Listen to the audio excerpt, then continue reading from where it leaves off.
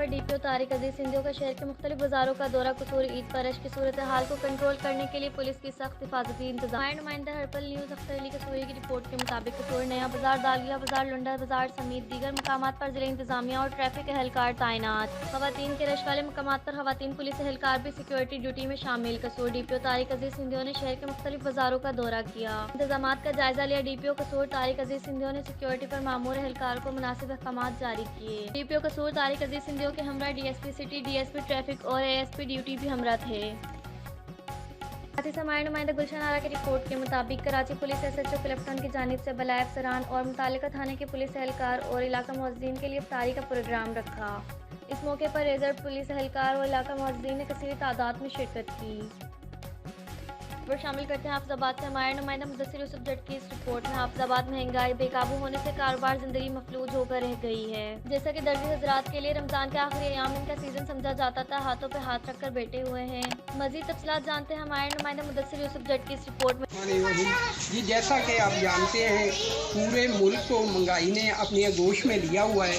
आज हम पहुंचे हैं हाफिजाबाद की एक दर्जी भाई की दुकान पर, तो आए उनसे पूछते हैं कि इस मौजूदा हालात में, इस महंगाई के दौर में आपका कारोबार कैसे चल रहा है।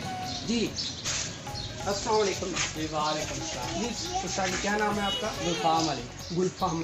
गुलफाम अली साहब, आज महंगाई के दौर में, इस मौजूदा दौर में आप दर्जी भाइयों के हालात कैसे गुजर बसर हो रही है? भाईजान, हमारा मटीरियल इतना महंगा हो गया कि हम जहाँ पे 400 रुपये की चेपी आती थी वो अब हमें 550 रुपये की मिल रही है। जो दर्जी एक सूट सिलाता था भाई, जो भाई हमारे पास एक सूट दे के आता था, वो अब एक भी नहीं दे के आ रहा, क्योंकि नलकी जौन सी है वो 20 रुपये की हो गया। जो 4-5 लेके आते थे वो एक लेके आता है, उनको रेट थोड़ा सा 400 ज़्यादा बताते हैं तो वो सूट उठा के घर ले जाते हैं, जगना शुरू कर देते हैं। जी झगड़ना शुरू कर देते हैं। इस बुनियाद पर आपका कारोबार बड़ा स्लो जा रहा है। जी इस तरह स्लो ही जा रहा, तो हुकूमत को यही लाना कि इलेक्शन कराओ, मुल्क बचाओ। इलेक्शन कराएं, मुल्क बचाए। आपके ख्याल से मुल्क का आखिरी हाल जो है इलेक्शन है? इलेक्शन ठीक है, ताकि आने वाला हुक्मरान जो भी हो उसे मुतबादल एक पॉलिसी लेकर आए और परमानेंट उस पॉलिसी के तहत मुल्क चले, ताकि मुल्क में महंगाई और गुर्बत कम हो। जी, गरीब आदमी का जीना जो है आसान हो जाए।